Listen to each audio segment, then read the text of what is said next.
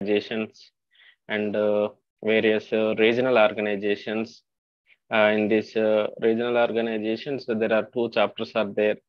So in detail, we will discuss later. And some global concern issues also there, like energy, environment, human rights, ethnicity, and global problems also there in our syllabus, like international terrorism, weapons of mass destruction, and also we have uh, India's foreign policy. In this foreign policy chapter, we are going to discuss about determinants and futures of Indian foreign policy.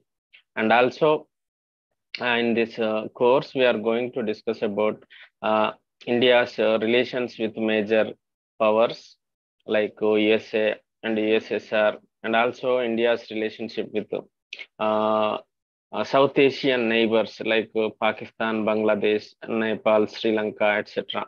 So this is all about our syllabus of our course titled Contemporary International Relations. It is elective paper for our political science for final year. So in this syllabus, we have first chapter is about international economic cooperation. Already we have discussed in previous paper in international relations. International relations means majorly political and economic relations. So in that part here, we have concepts like this about international economic cooperation, North-South dialogue, South-South cooperation. So entire global's interdependence about international economic cooperation.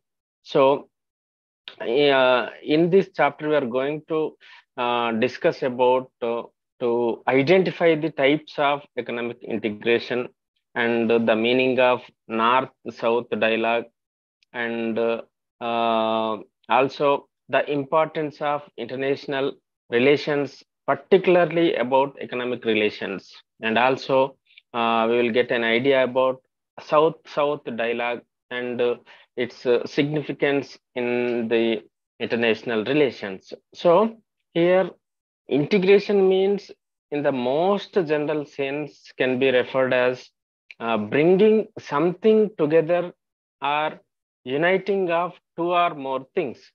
So like mixing. So the integration of two or more cultures, economies, and regions. Here in our syllabus, economic integration means the coming together of countries or nations and forming groupings where all the business establishments can sell their products or services to all the consumers in the region. So here it simply says that economic integration means two or more nations like India, Pakistan, or India, Bangladesh, or India, Sri Lanka. They come together and exchange their products, and they sell products into other countries. So India will sell their products in Pakistan or China or Sri Lanka. So Pakistan can sell their products in India, Bangladesh, Sri Lanka, like that. So this is the simple words in about economic integration. So the development of varied economic, scientific, as well as the technological relationships between individual countries and among groups also. So some countries makes groups for their economic relations. So later on we will going to discuss about that in regional cooperation chapter. So here the principles of equality, independence, and mutual advantage is known as international economic cooperation. So here the motivations for integration are there are three fundamental factors that have contributed to the process of this international economic integration. So firstly, the improvements in the factors are of production, services, transport, and communication technology.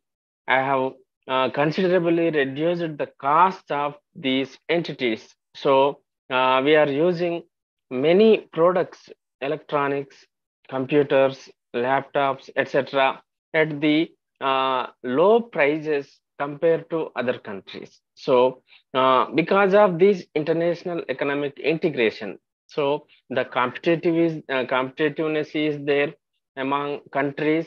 So we are using products with high quality at low price because of these economic relations. So secondly, the societies and individuals have taken advantages of the opportunities that are provided by the declining cost of factors of production, transport, and communication for facilitating economic integration. So, thirdly, the public policies have significantly influenced the pace and the character of economic integration, although not always in the direction of increasing it. So, if we see the types of integration, in our syllabus, this economic integration can be classified into 5 levels, with each one of them present in the global landscape.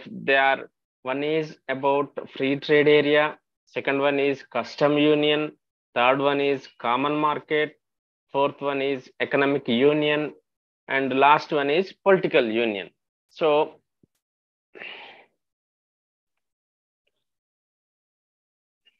so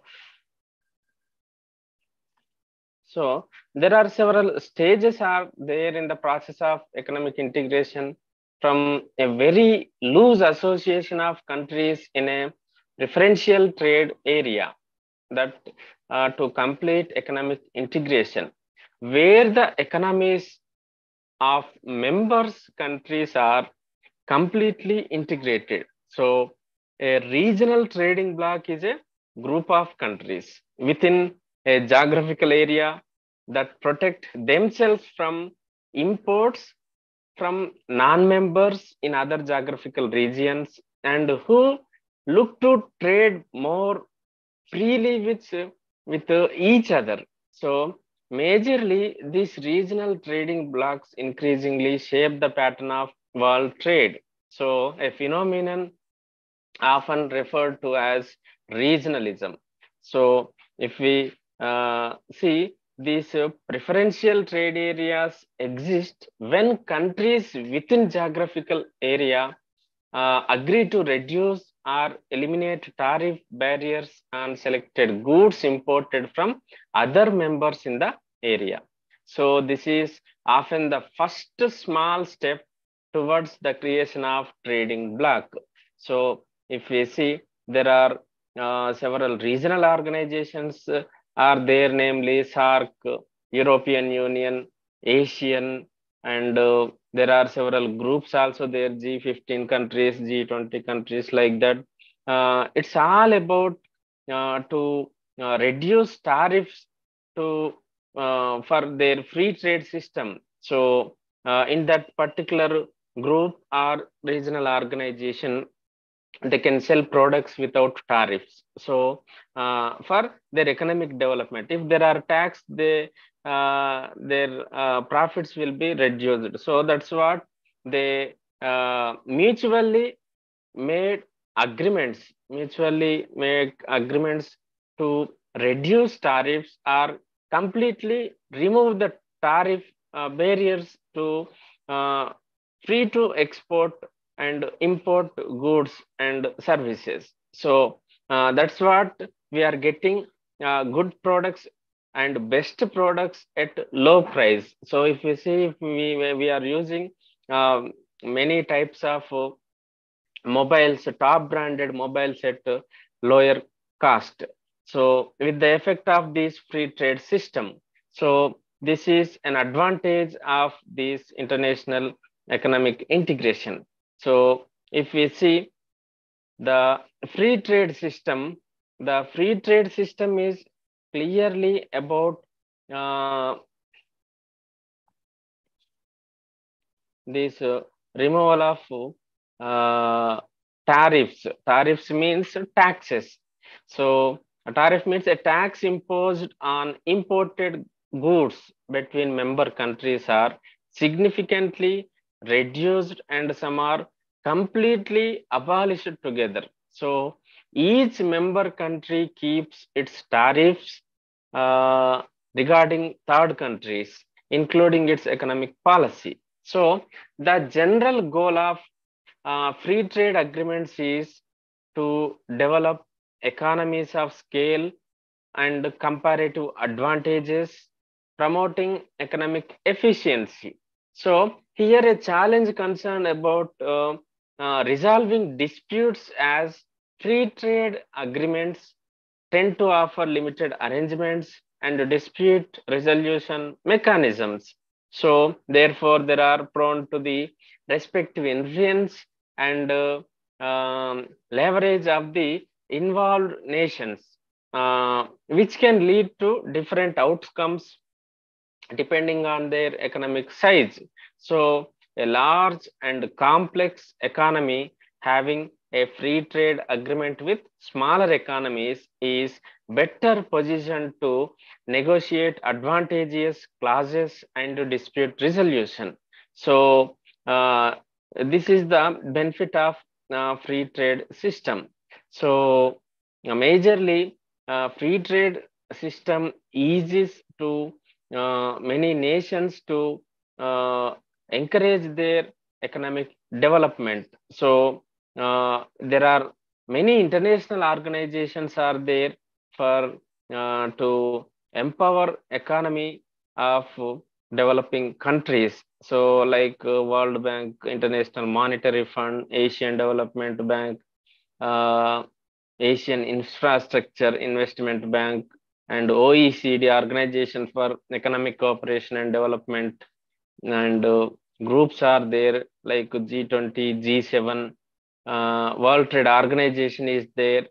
Um, it is also a sole international organization that deals with international trade rules, uh, and also it is there for global trade and resolving concerns and disputes that may have an impact on global trade. So many international organizations can provide them with security, trade opportunities, stronger relationship prospects, and ultimately a stronger voice in the international arena. So smaller states can benefit from international organizations by gaining economic clout, and they have aided in the establishment of order and the motivation of destructive interstate conflicts. So, international organizations perform a variety of responsibilities in the evolution of international law, including offering negotiation venues such as resolving disputes.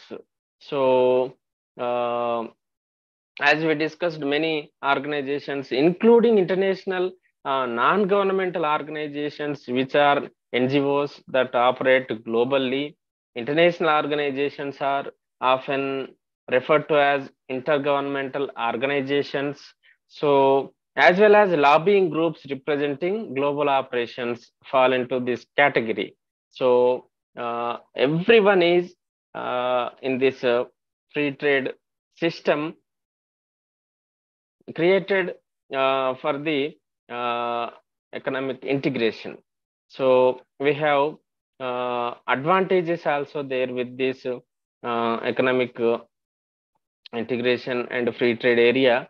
One is increased economic growth, more dynamic business climate, and foreign direct investments also uh, happened with this free trade system. Uh, Foreign direct investment encourages and boost that nation's financial boost to the domestic businesses and local industries and helps for their development. And technology transfer also happens with this free trade system. Many multinational partners also provide local companies the cutting edge technologies that are badly required by them. So there are several disadvantages also there. One is increased job outsourcing happens because the companies from one country expand to the other countries where the cost of production is less and they take the jobs along with them. If you see, many MNCs are there in India, their official headquarters is located in many larger countries like superpowers, USA, China, etc. So they will establish their companies in India. So the Indians are working for their companies at low wages, low salaries. So they will get more benefits from their own country industries. So that's what MNCs are establishing globally for the uh, major benefits for them. So that's what in India, many MNCs, many FDIs, foreign direct investments are arriving and establishing small, large scale industries, etc., to gain their economic benefits. So that is the impact of this free trade area. And also theft of intellectual property also happens.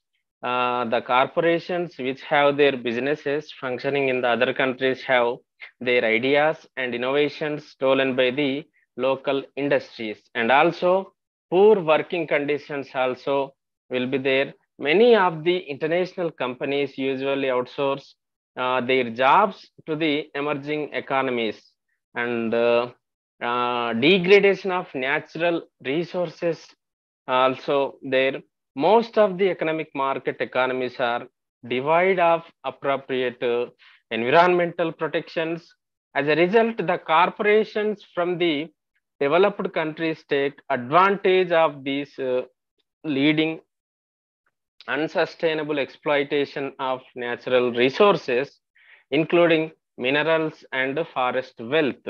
So, because if we see in India, uh, many industries are coming to India with this free trade system.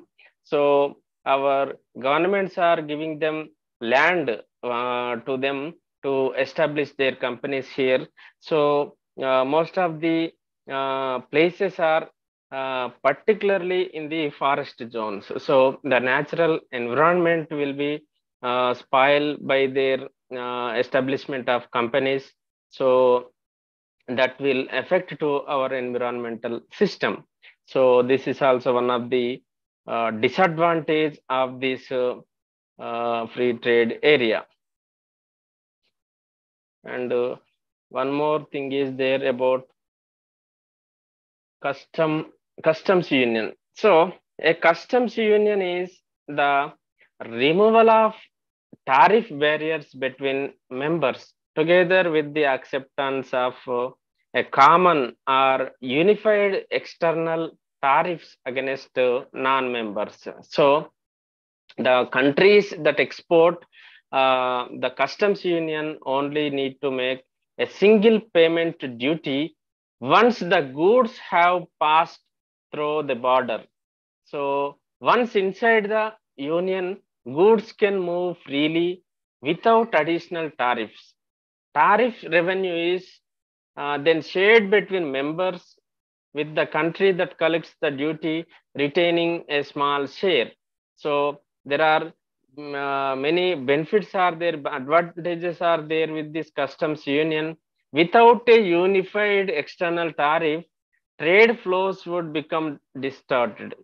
So if, for example, Germany imposes 10% of tariff on Japanese cars, while France imposes 2% of tariff, Japan would export its cars to French car dealers and then sell them on to Germany, thereby avoiding 80% of tariff. This is avoided if a common tariff is shared between Germany and France. So for other members of the customs union, so a common external tariff effectively removes the possibility of arbitrage, and some would argue, is one of the fundamental building blocks of economic integration. So, this customs union is an agreement which is created by two or more countries in a neighborhood with the objective to do away with trade barriers and abolish or reduce the customs duties and eliminate the quotas in trade related aspects. So the purpose of this custom union is uh, it is to enable the member states trade freely with one another. So apart from fostering economic cooperation among the member states, it facilitates seamless trade among them by removing all barriers in this trade system. However, the member states do not enjoy the luxury for forming their own trade deals in a customs union. So, the countries in a customs union usually alter their economic policies for maximizing their gain and from the membership in the customs union. So, from this customs union, there are several advantages are there. uh, Increase in economic integration and trade flows happens. It enhances the trade and foreign direct investments and enables the creation of the goods and services that the consumer wants. So customs union is, for example, uh, a common external tariff effectively removes this possibility of arbitrage. So the trade creation also happens with this custom union, because the custom union also facilitates trade creation. The trade creation happens when the more efficient members of a customs union sell their goods to the less efficient members of the same entity, which will result in a better allocation of resources. And also, trade diversion takes place when the less efficient members of the customs union will take advantage of the situation and can sell more of their goods within this union. If we see the disadvantages of customs union, the customs union have their own share of disadvantages.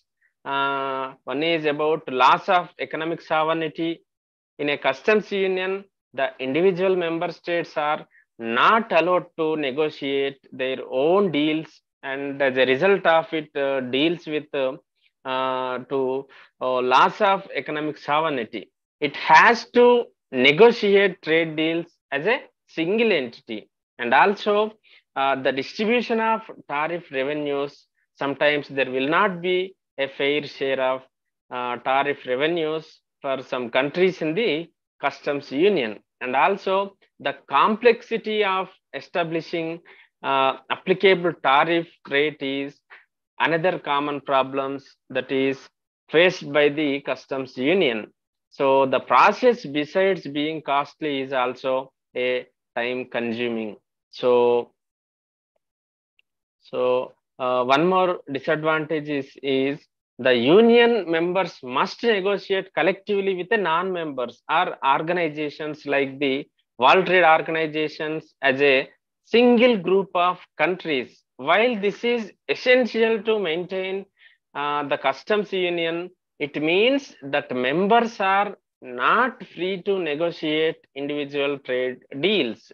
For example, if a member wishes to protect a declining or infant industry, it cannot do so through imposing its own tariffs. Equally, if it wishes to open up to complete free trade, it cannot to do so if a common tariff exists. And also, it makes little sense for a particular member to impose a tariff on the import of a good that is not produced at all within that country. So there is also potential disadvantage of this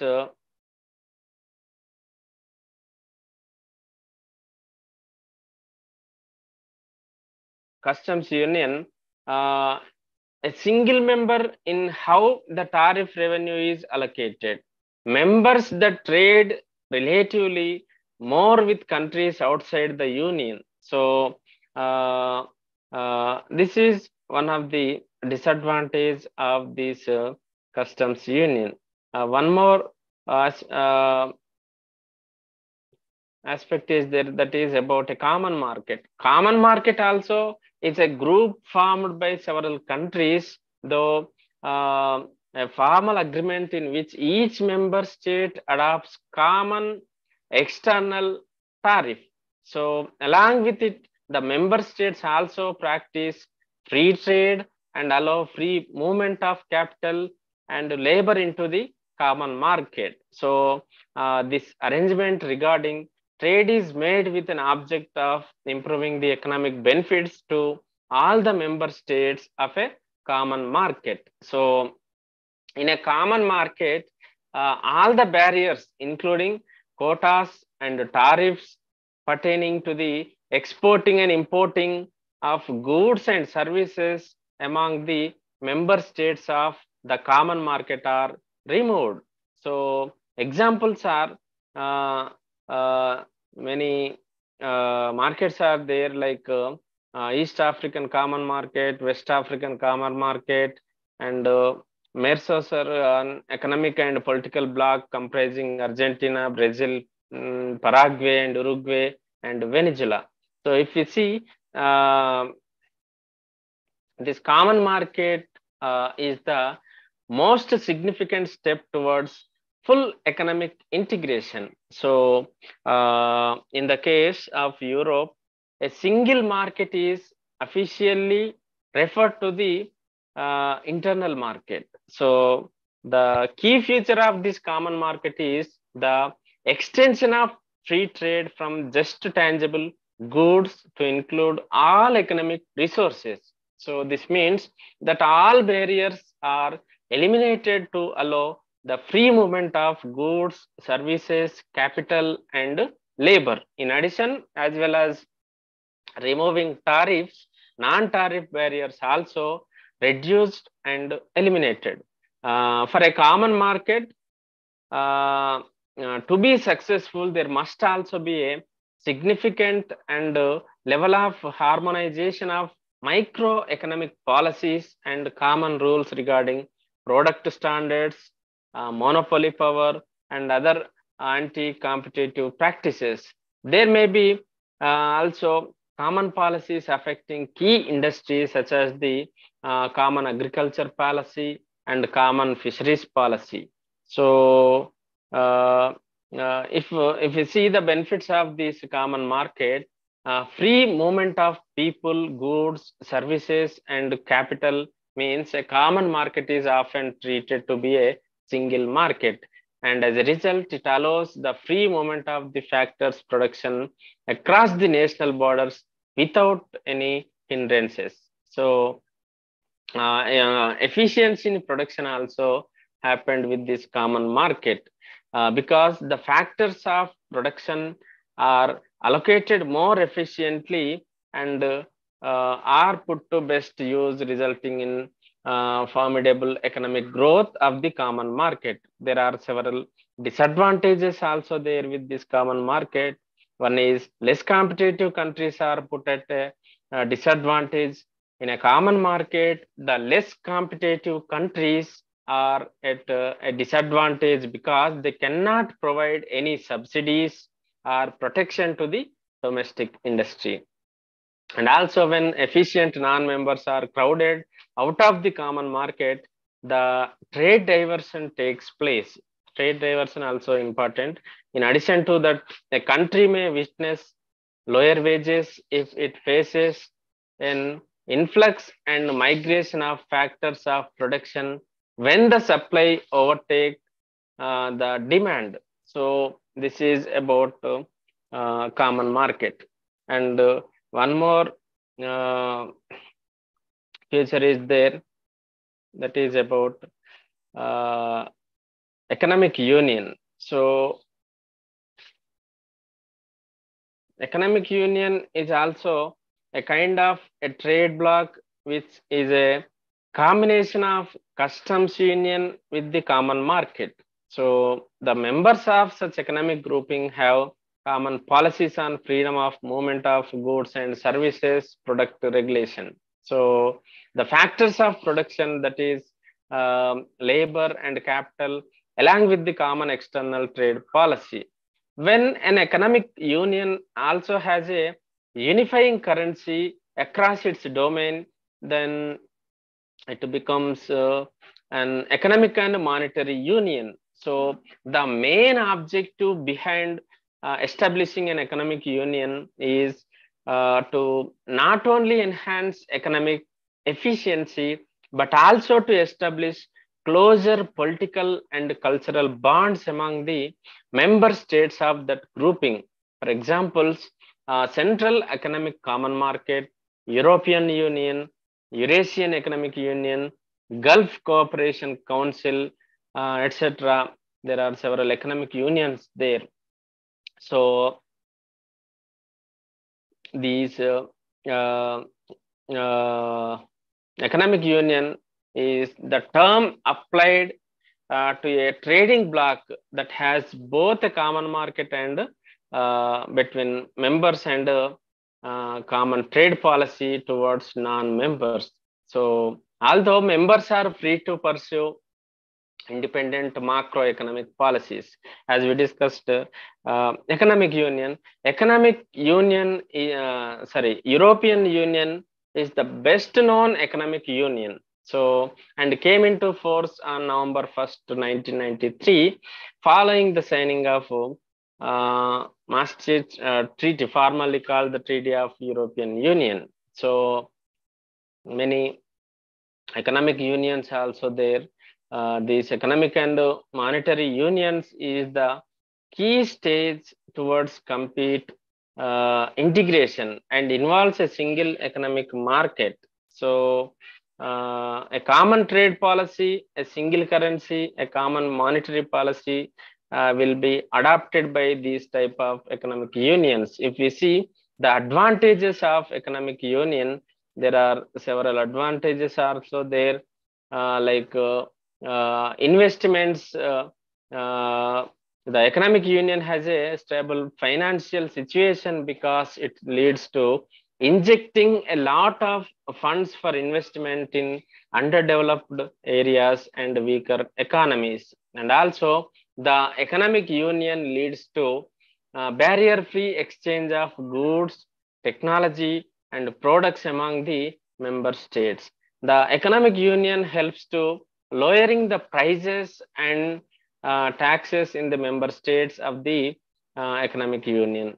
It leads to reduction in duty tax and facilitates imports and exports. There are several disadvantages also there with this economic union. The economic union demands standardization of regulations within its area, and similarly, every country is not treated as an equal partner, and some countries can try to dominate and take control over others. So the economic union may lead to loss of economic independence, and the member states will be unable to give the priority to goods from their own country, and also lead to drain, because the better skilled and well educated people leave the country because they have better opportunities in other countries of the economic union. And the last thing is in economic integration is about political union. So the political union is a kind of state which is result of coming together of small states. So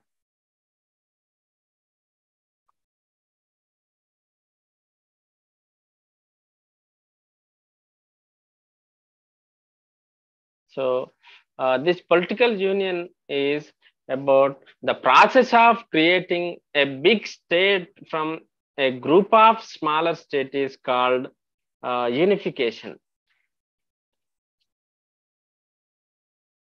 Just a second.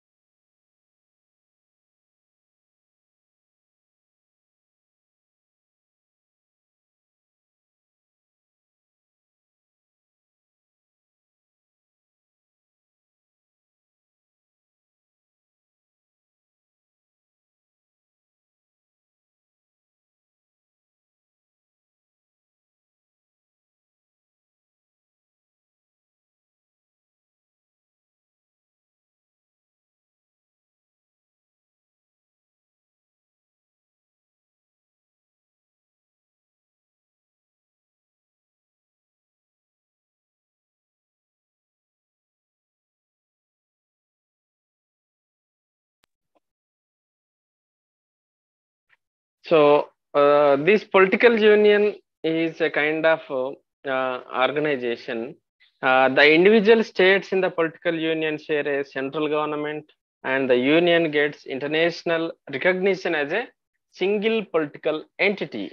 So, the political union may be brought into existence in many forms, and they are broadly categorized as incorporating union, incorporating annexation, and federal union and federative annexation and mixed unions. So there are several advantages also there with this uh, political union. If you see, the political union helps to prevent wars by creating interdependency, keeps peace between the nations, and raises the standard of living among all its citizens. So, the expenses on maintaining armies will come down considerably, and it helps to strengthen the members' economies through the reduction or removal of tariffs. Example, the political union allows for the uh, free movement of these citizens among member countries, and lessens an importance of boundaries and eliminates the need for border control among the member states. So the movement of people allows for the spreading of different cultures and people, allowing for work opportunities with the sense of belonging to the union. So we will see the migrations also example for these political union advantages. If you see, many Indians are migrating to other countries like America, Gulf countries for the work and employment. So it protects the employment for them, and also it helps to protect each other, and the same time assist in creating strong defense uh, for these work opportunities. There are several disadvantages also there. This political union decreases the importance of nations. They tend to lose their identity and independence. So the political union will result in cultural hybridization and can ultimately lead to the destructions of the nation's unique culture. So the laws and regulations of political union do not fit into each country's situation perfectly. And also, political union can sometimes leads to suppression of some member states within the union. And also, these political unions can undemocratic and will restrict the sovereignty of individual nations. So this is all about uh, the economic integration, and also we have uh, about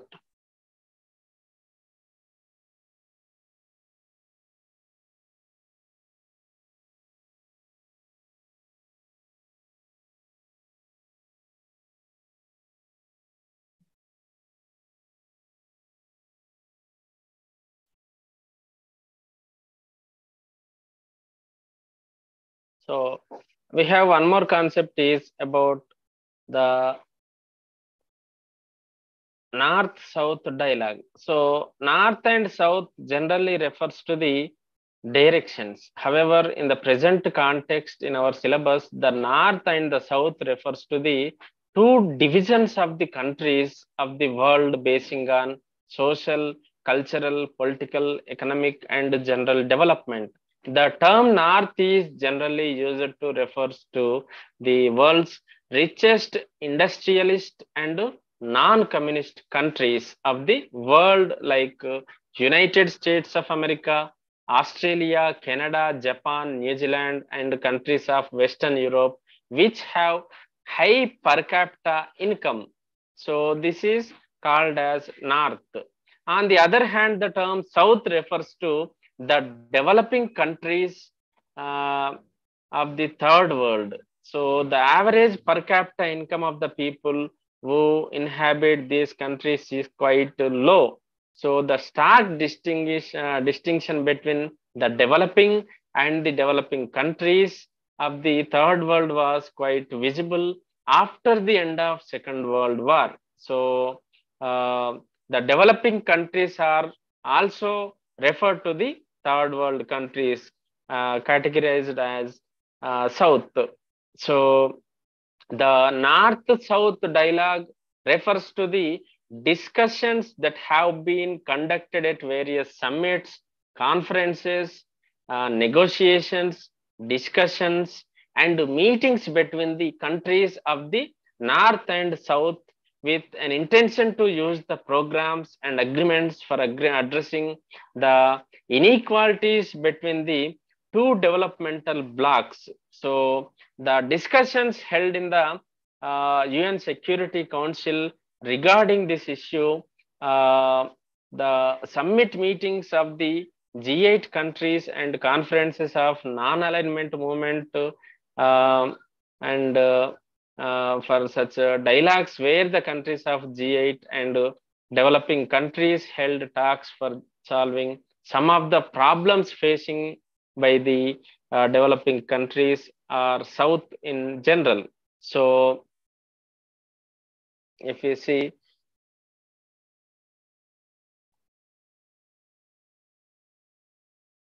majorly,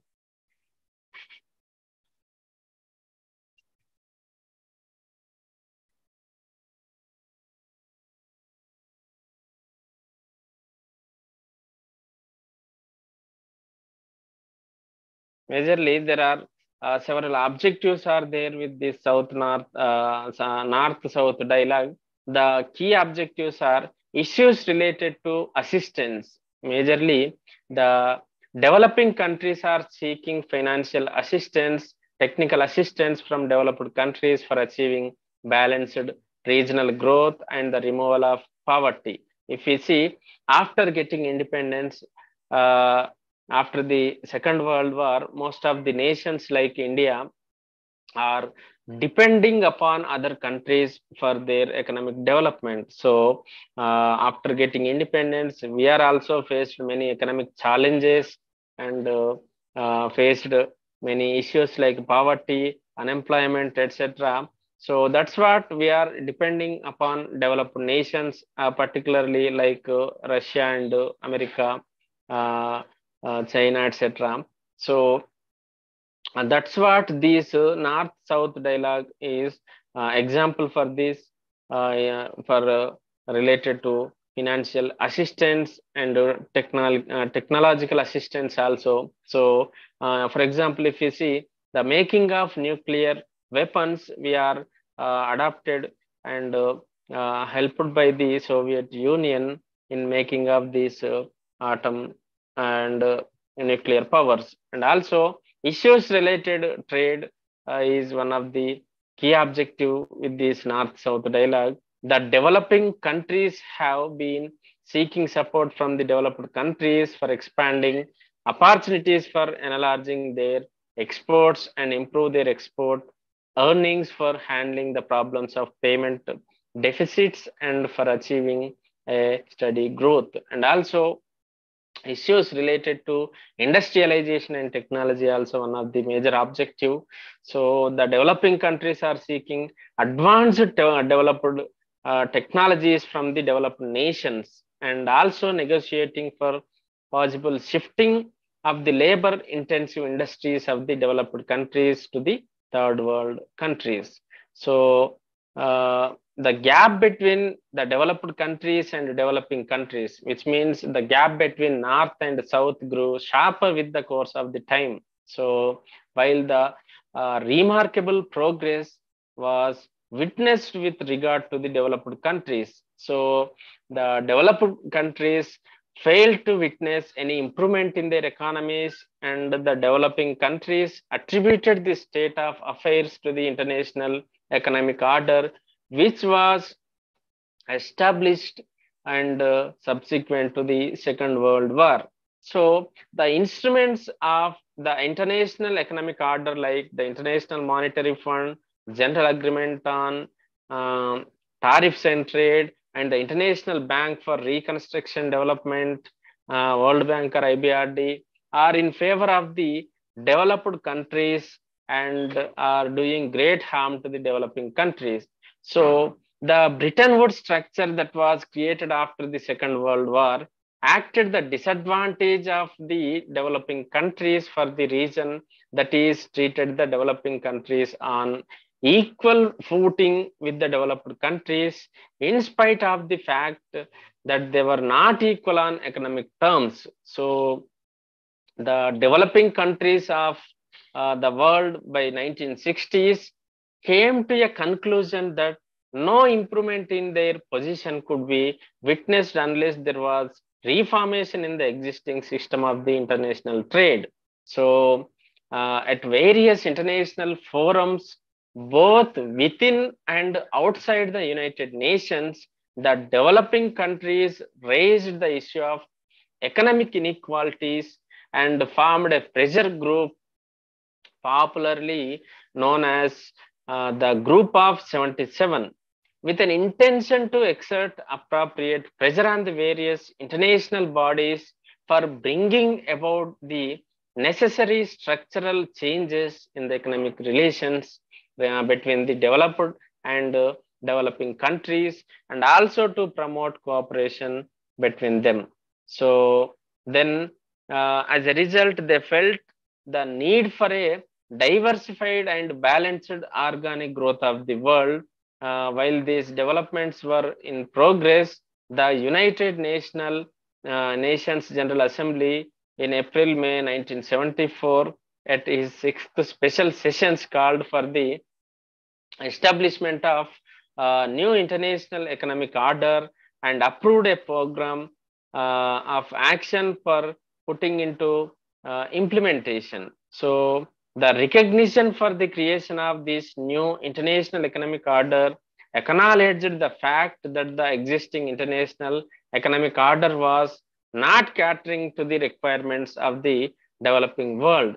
So it was argued that the developed countries of the North were under a moral obligation, and this program of action, which was supported and endorsed by the United Nations, was in very diverse areas like the primary commodities and raw materials, food, transportation, trade, the international monetary system, insurance, industrialization, development financing, and activities of transnational corporations, transfer of technology, cooperation between developing countries, and above all, the role of the United Nations system.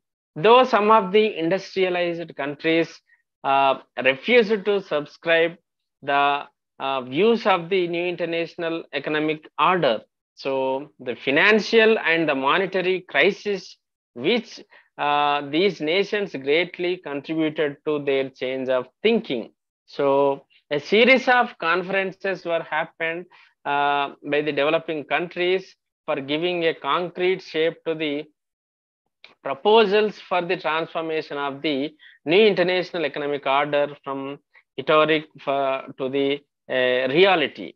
In view of the growing demand from the developing countries, the United Nations General Assembly adopted a resolution in 1979, which can be treated as a watershed in the struggle of the developing countries for the new international economic order.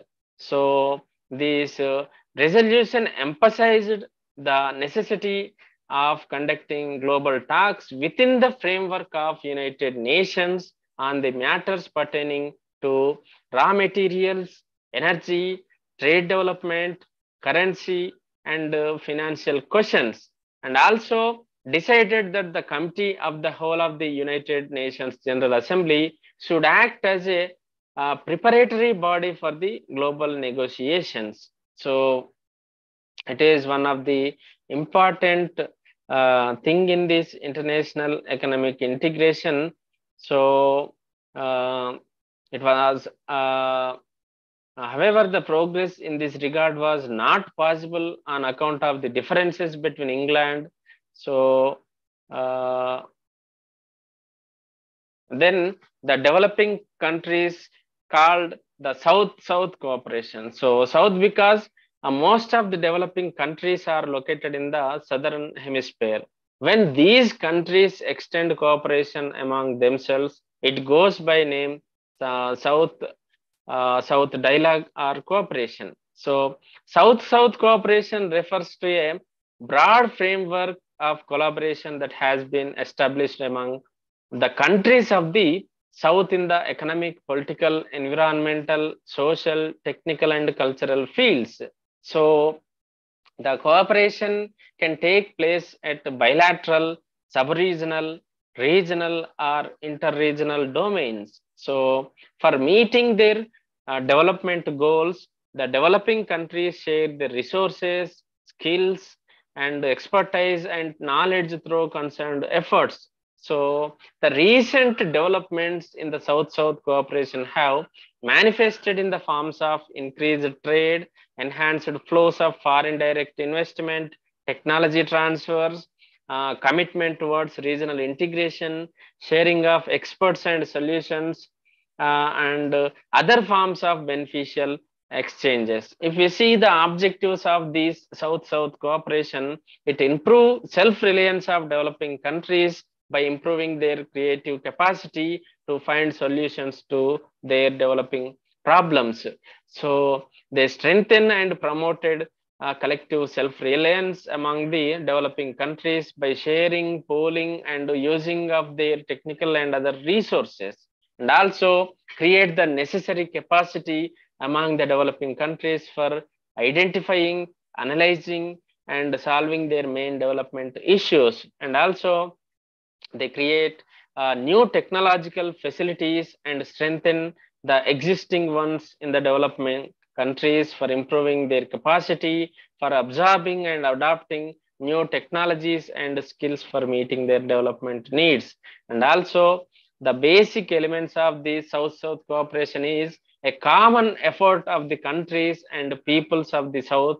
It must be viewed as an evidence of South-South unity and solidarity, and also a strategy for self-reliance and for economic independence of the South, which is based on the solidarity and common objectives of South-South cooperation. So the countries of the South must drive the South-South cooperation and its agenda.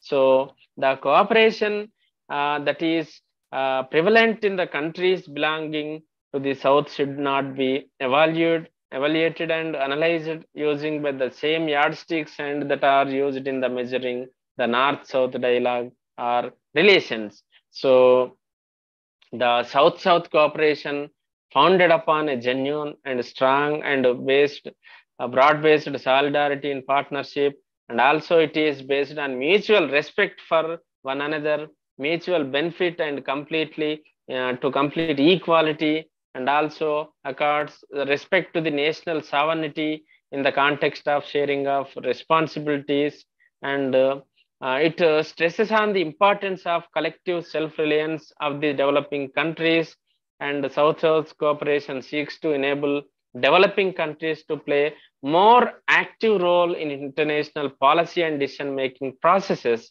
and also in support of their efforts to achieve sustainable development. So this is about South-South cooperation. So it is